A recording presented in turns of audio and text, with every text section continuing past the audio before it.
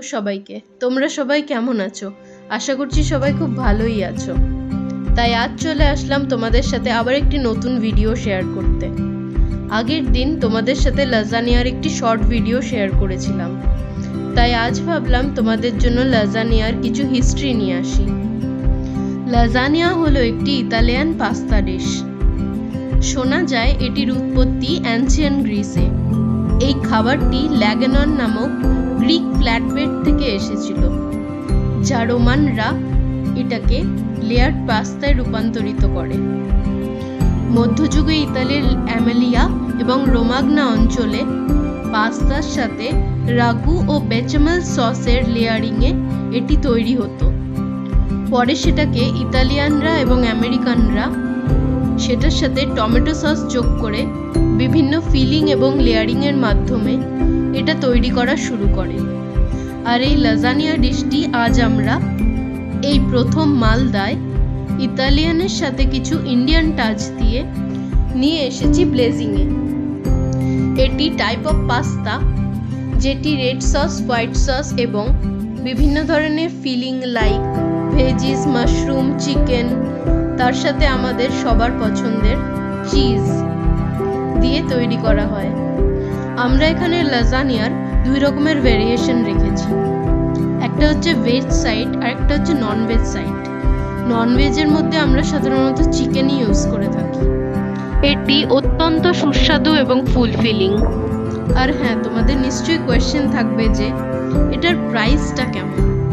এটার ফিলিং এবং লেয়ারিং দেখে আশা করছি মিনিমাম একটা আইডিয়া করতেই পারছো যে এটার প্রাইসটা কেমন হতে পারে।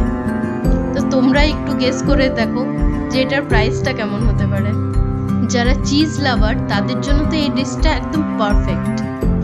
এই ডিশে চিজ এবং ফিলিংয়ের তো কোনো কমতি নেই, তার সাথে টেস্টও অসাধারণ।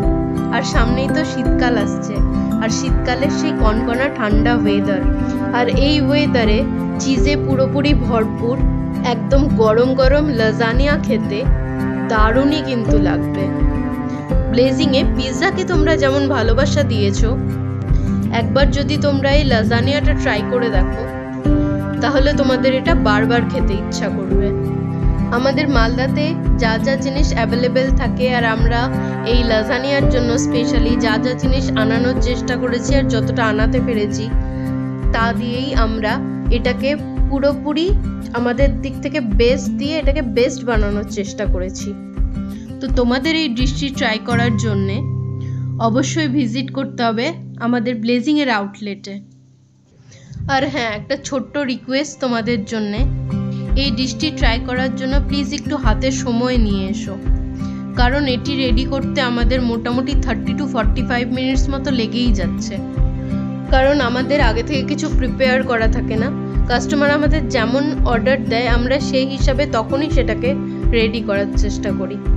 আমরা চেষ্টা করি যতটা ফ্রেশ দাও পসিবল ততটা ফ্রেশ প্রোভাইড করার জন্য। আমি জানি এটা তোমাদের আমাদের নিয়ে অবজেকশন আছে যে আমরা একটি ডিশ রেডি করার জন্যে অনেক টাইম নিয়ে থাকি, আর এটাই হচ্ছে তার মেন কারণ যে আমরা আগে থেকে কিছুই রেডি করে রাখি না। আমাদের যেমন অর্ডার আসে আমরা সেই সময়টাতেই সমস্ত জিনিস রেডি করে তোমাদেরকে সার্ভ করি। আমরা ততটাই ফুড রেডি করি যতটা সেই দিনের জন্য দরকার পড়ে। আর তাই জন্যই হয়তো তোমরা অনেক সময় তোমাদের এটা মনে হতে পারে যে আমরা কেন আউট অফ স্টক বলি। এইটাই কারণ হচ্ছে আমরা যেই জিনিসটা রেডি করি সেই সময়ের মধ্যে শেষ হয়ে গেলে পরে তোমরা যখন আসো রাতের দিকে বিশেষ করে আমাদেরকে বলতে হয় যে আমাদের সব জিনিস আউট অফ স্টক হয়ে গেছে, কারণ সত্যি আমাদের সব আউট অফ স্টক হয়ে যায় তখন। সো প্লিজ এই আইটেমটা ট্রাই করার জন্য স্পেশালি একটু হাতে সময় নিয়ে এসো। এছাড়াও এটি জোম্যাটো, সুইগিতে তো অ্যাভেলেবেল থাকবেই। তোমরা যদি চাও বাড়ি বসে অর্ডার করবে তাও তোমরা অবশ্যই করতে পারো। তো চলো আজকের মতো এইটুকুই, দেখা হবে আবার একটি নতুন ভিডিও নতুন একটি ডিশের সাথে। তো আজকে টাটা। আর ভিডিওটা ভালো লেগে থাকলে লাইক, শেয়ার আর সাবস্ক্রাইব অবশ্যই করে দিও। আর ব্লেজিংয়ের ফুড তোমাদের কেমন লাগে সেটাও আমাদের কমেন্ট বক্সে অবশ্যই জানিও। Thank you for watching.